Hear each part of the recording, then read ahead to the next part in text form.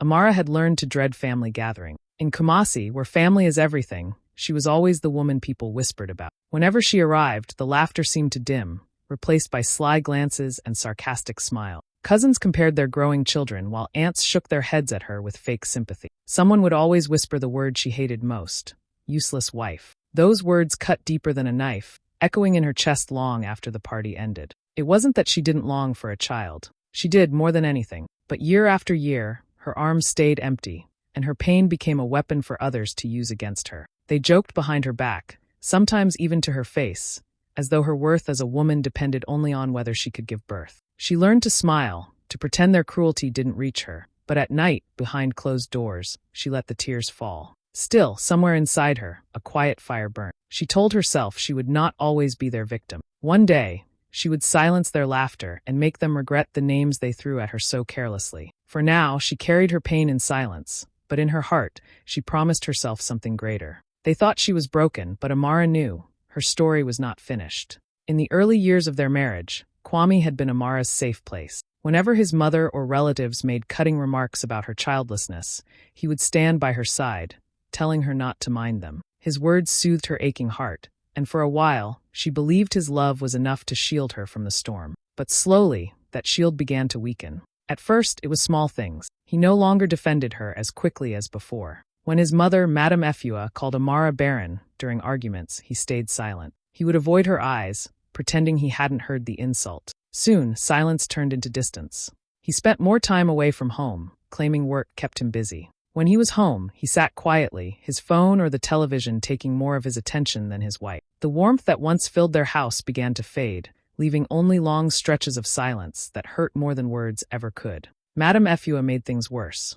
She was relentless in her criticism. Every time she visited, she found a way to remind Amara of her failure. Sometimes it was a direct insult. Other times, it was a heavy sigh, a muttered prayer asking God to bless her son with a real wife who could give him children. Each word chipped away at Amara's spirit, and each time Kwame stayed quiet, she felt more abandoned. Nights were the hardest. Amara would lie in bed next to her husband, feeling the distance between them grow like an ocean. She wanted to reach out, to remind him of their love, but fear held her back. What if he no longer wanted to fight for her? What if he was already dreaming of a life without her? The thought alone was enough to break her heart, but she refused to let despair define her. Instead of collapsing under the weight of her pain, Amara began to dream in secret. She would sit alone in the evenings, imagining the sound of a child's laughter filling her home. She pictured small hands reaching for hers, a little voice calling her mom. These dreams became her comfort, her silent rebellion against the label everyone had forced upon her. Though she hadn't told anyone yet, Amara knew one thing. Her path to motherhood didn't have to look like everyone else's. Deep inside, she began to believe that love, not blood, made a family. She didn't know how or when, but she knew her story was far from over. Everywhere Amara went, it felt like eyes were following her. In the market, where she once walked freely, neighbors now spoke about her as if she couldn't hear. Women selling tomatoes would lower their voices, but their words still carried. That's her, the barren one. All these years of marriage, and not even one child. Some laughed quietly, others clicked their tongues in pity, but the sting was the same. When she tried to buy food, some traders pretended to be polite while their eyes said what their mouths didn't. She was less of a woman. It didn't stop at the market. Even in church, a place that was supposed to bring her peace, the judgment followed her. During women's fellowship meetings, the other women often left the chair next to hers empty, as if she carried a curse that could rub off on them. When prayers were offered for mothers and children, she sat in silence, her hands trembling on her lap. Sometimes the preacher would speak about the blessings of the womb, and Amara would feel every word pressing against her chest, as if God himself had forgotten her. The loneliness was crushing. She learned to mask her pain, but inside she was breaking. Each day the label barren woman grew heavier, like a stone she carried everywhere. It wasn't just a word, it was a shadow that followed her, a chain she couldn't shake off. Friends she once laughed with grew distant, afraid her bad luck might touch them. Even children in the neighborhood repeated what they heard from their parents, teasing her with cruel innocence. Yet, in all this, Amara refused to lose herself completely. When the world closed in on her, she turned to prayer. Alone in her room at night, she poured out her heart to God, asking for strength to endure another day. Her faith became her anchor, the only thing that reminded her she still had worth. She read the stories of women in the Bible who were mocked but later blessed, and she told herself that her time would come. Amara also discovered a quiet strength inside her. Though she felt the sting of every insult, she refused to let bitterness consume her. Instead, she carried herself with dignity. She still greeted neighbors with a smile, still walked into church with her head held high, even when she wanted to hide. The whispers were painful, but she knew she had to believe in something bigger than people's cruelty. Deep inside, she clung to the hope that life was not finished with her yet. Though the world saw her as the barren woman, Amara began to see herself differently. She was more than their words, more than their laughter, more than their pity. She was a woman waiting for her story to unfold, and she would not let society's judgments steal that from her. Amara reached a point where she knew she could not keep waiting for life to change. Every insult, every cold glance from her husband, every cruel whisper from the market only pushed her closer to a decision she had been quietly carrying in her heart. She wanted to be a mother, and if her body would not allow it, then her love would find another way. One evening, sitting alone in her room, she whispered to herself, "I will adopt." It was a secret vow, a choice she made without asking for anyone's permission. She didn't tell Kwame. She didn't tell Madame Effu. She didn't even tell her closest friend. She knew if she spoke about it, they would laugh, mock, or try to stop her. People already treated her as less of a woman. How much worse would it be if they found out she wanted to raise a child who wasn't her own?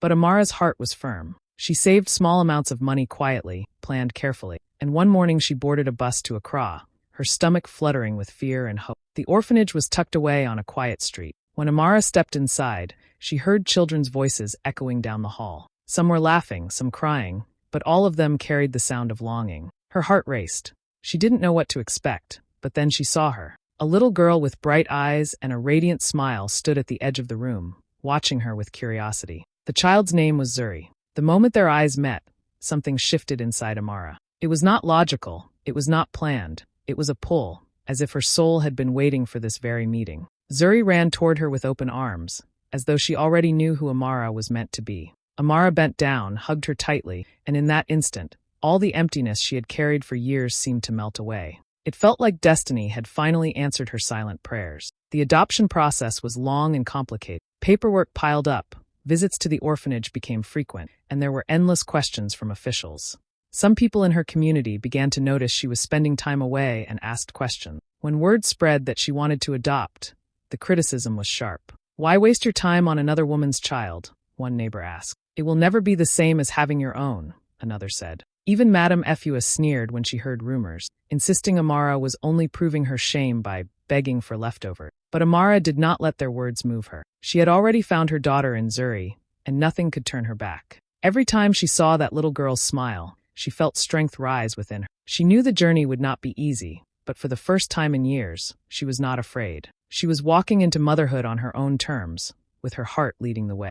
The day Zuri finally came home was the day Amara's life truly changed. After months of endless paperwork, interviews, and waiting, she stood at the orphanage gates with her heart pounding. And then there was Zuri, running into her arms with a smile that lit up the world. Amara held her so tightly, afraid it was all a dream, afraid someone would take her away. But it was real. For the first time in years, her house would no longer echo with silence. From that day forward, Amara poured every drop of love into Zuri. She woke early to braid her hair, packed her small bag for school, and filled their evenings with laughter and stories. She didn't just want to be a mother, she wanted to raise a daughter who was strong, kind, and unshakable. When Zuri made mistakes, Amara corrected her gently. When Zuri did well, Amara clapped with joy and told her, "You are capable of anything." She wanted her little girl to grow up knowing she was chosen, not abandoned. As the years passed, the bond between them deepened. Zuri grew into a bright, articulate child with a confidence that amazed everyone around her. Teachers praised her in school for her quick mind and respectful nature.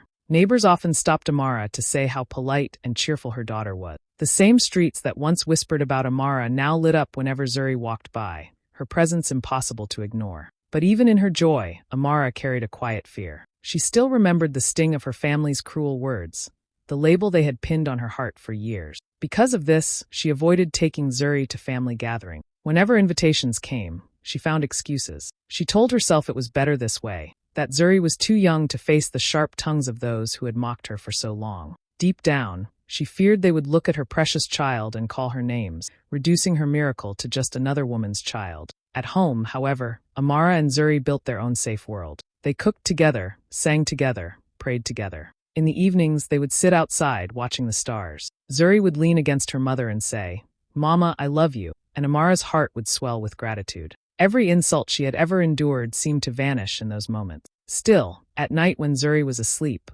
Amara sometimes sat by the window, wondering how long she could keep hiding. Part of her longed to show her family the daughter who had healed her heart. Another part trembled at the thought of exposing Zuri to their cruelty. For now, she chose silence, keeping their little world safe. What mattered most was that Zuri was home, loved beyond measure, and blossoming into everything Amara had ever dreamed of. The letter came folded neatly in a white envelope, just like it did every year. It was the invitation to the annual family reunion, a day Amara had come to dread more than any other. In the past, those gatherings had been nothing but pain, whispers, mocking smiles, and cruel jokes that followed her like shadows. She stared at the paper in her hands for a long time, her chest tight. Part of her wanted to tear it up immediately and throw it away. Life was peaceful now with Zuri, and she didn't want to reopen old wounds. But Zuri noticed the hesitation in her mother's eyes. "Mama, what is it?"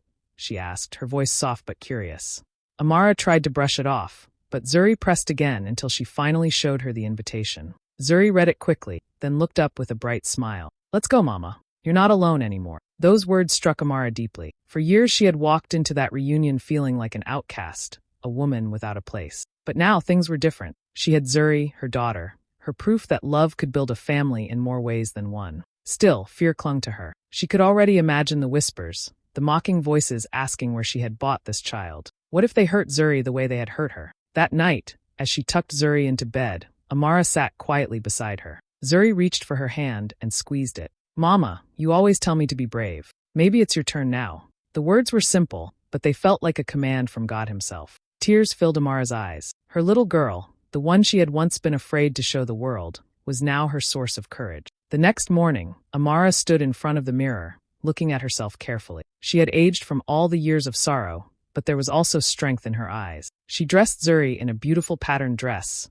tied a ribbon in her hair, and when Zuri spun around giggling, Amara felt her heart settle. This time, she would not walk into that reunion as the broken woman they used to mock. She would walk in as a mother, hand in hand with her daughter. The days leading up to the reunion were heavy with nerves. Amara packed carefully, prayed constantly, and reminded herself over and over that she had nothing to be ashamed of. When the morning finally came, she held Zuri's hand tightly as they set out. Her heart was trembling, but her will was strong. This reunion, Amara decided, would not be like the others. She wasn't going there to hide in the corner or pretend she didn't hear the laughter. She was going to stand tall, to show them that the woman they once called barren was no longer the same. This time, she would not just endure, she would face them.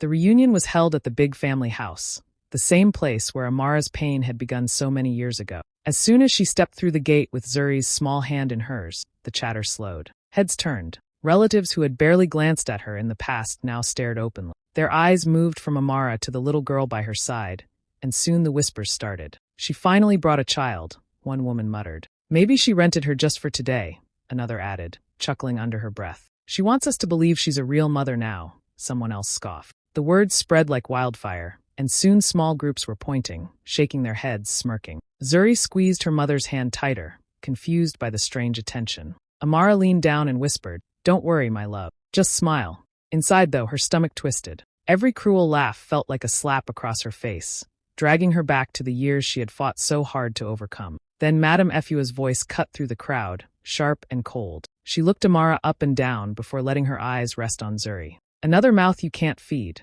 she sneered loudly enough for everyone to hear. "As if taking in a stranger's child will change what you are. You are still barren."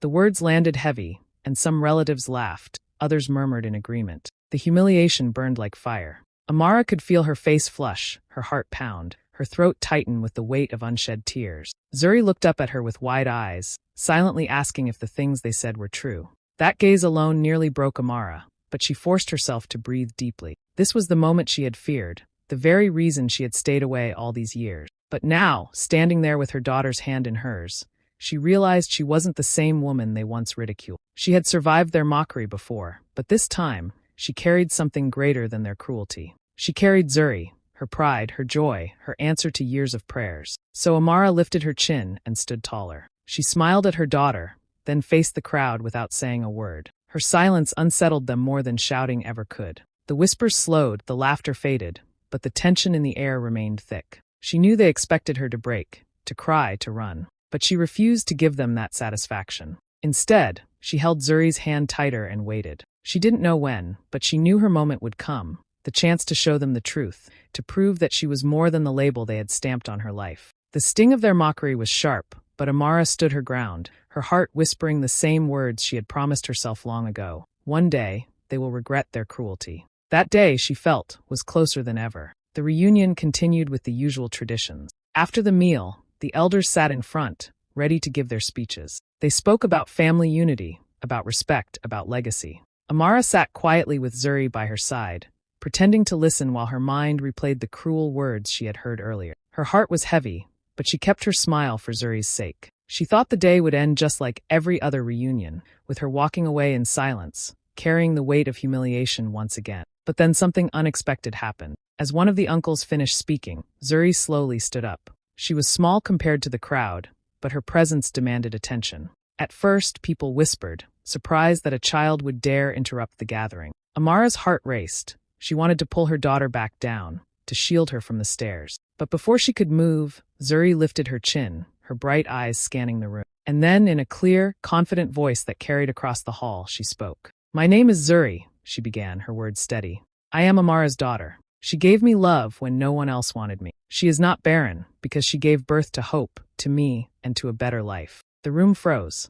Every whisper, every laugh, every sneer vanished into silence. All that could be heard was Zuri's young voice echoing in the hall. Some relatives shifted uncomfortably in their seats, unable to meet Amara's eye. Others looked at Zuri with wide eyes, stunned by the courage pouring out of such a small child. Amara sat still, tears brimming in her eyes, her heart swelling with pride. This was her daughter, bold, articulate, unafraid. The very child they had mocked now stood before them as proof of her love, her strength, her victory. Slowly, the silence gave way to emotion. A few of the older women wiped tears from their faces. One of the uncles cleared his throat and looked down, ashamed. Even those who had laughed the loudest earlier now sat with bowed heads, their cruelty exposed by the purity of a child's truth. Madame Efua shifted uneasily, her sharp tongue suddenly useless. Zuri's words hung in the air like a mirror, forcing everyone to see themselves, their judgment, their mockery, their blindness. And in that moment, Amara felt something she had not felt in years inside that house: respect. It wasn't spoken yet, but it was there, in the way the room had fallen quiet, in the way eyes turned toward her with something new. Amara reached for Zuri's hand and pulled her close, kissing her forehead gently. Tears rolled down her cheeks, but they were not tears of pain this time. They were tears of pride, of release, of victory. Her daughter had said everything she had carried in her heart all these years, but could never speak aloud. The reunion was no longer the same. The woman they once mocked had been defended not with anger, but with truth. And that truth came from the one they had underestimated most, a child who stood tall and made the whole room listen.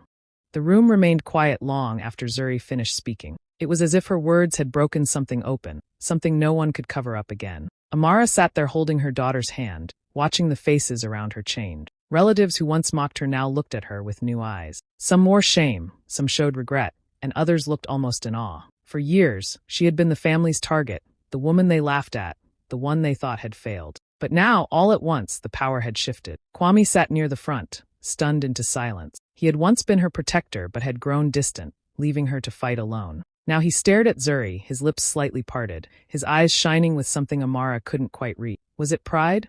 Was it guilt? Perhaps both. For the first time in a long time, he seemed to see his wife not as a shadow of shame, but as a woman who had chosen courage when everyone else abandoned her. The applause began softly, hesitant at first. One aunt clapped, then another. Soon, more joined in, the sound spreading across the hall until it filled the room. Amara blinked back, tears, overwhelmed. The same mouths that had once called her useless were now praising her. The same eyes that had avoided her now looked at her with respect. It felt unreal, yet deeply right. She had not begged for their approval. She had simply lived her truth, and her truth had spoken louder than their cruelty. Only Madame Efua resisted. She sat stiffly in her chair, her lips pressed into a thin line. "Words are just words," she muttered, trying to dismiss Zuri's speech. "This doesn't change anything. Blood is blood." Her tone was sharp, but her voice lacked the strength it once carried. The others ignored her. Even those who had followed her lead in mocking Amara seemed tired of her bitterness now. Her authority was slipping, and there was nothing she could do to stop it. Zuri, still standing proudly beside her mother, turned her bright eyes toward Madame Efua. She didn't say another word, but the look alone was enough. It was pure and fearless, the gaze of a child who knew her worth. For the first time, Madame Efua looked away. The silence around her spoke louder than anything Amara could have said. She had lost. Amara's heart swelled with emotions she could barely contain. For years, she had carried shame that was never hers to bear. She had cried alone, prayed alone, and fought alone. But now, in this moment, she was no longer invisible. She was seen, she was honored, and she was no longer the woman people pitied. She was a mother, a fighter, and a survivor. As she sat there with Zuri's hand in hers, and the sound of clapping filling her ears, Amara felt the chains of the past finally break. For the first time in her life, she was free. When the reunion finally ended, Amara rose from her seat with Zuri by her side. She did not wait for more speeches or empty apologies. She had heard what she needed to hear, and the silence of her relatives had already spoken louder than their words ever could. With her head held high, she walked toward the door, her hand tightly holding her daughter's small fingers. Each step felt like victory, each breath lighter than the last. Before leaving, she paused and turned slightly, her voice calm but steady. "Motherhood is not in the womb," she said, her eyes sweeping across the room. "It is in the heart." The words hung in the air, cutting through the shame, the guilt, and the years of cruelty. Nobody dared to reply. Some wiped tears, some lowered their heads, and others simply stared at her with a new understanding they had never had before. Amara didn't wait for approval. She didn't need it anymore. She had Zuri, and that was enough. As they stepped out into the evening air, the weight she had carried for so long finally lifted. She no longer felt like the barren woman. She felt like what she truly was, a mother, a woman who had chosen love over despair, courage over shame. Her family had learned a painful but necessary lesson, that blood alone does not define family, and that love is the truest legacy. For Amara, it was the day she reclaimed her dignity, the day she walked away no longer broken but whole. And for everyone who witnessed it, the image of a mother and her daughter walking hand in hand would never be forgotten.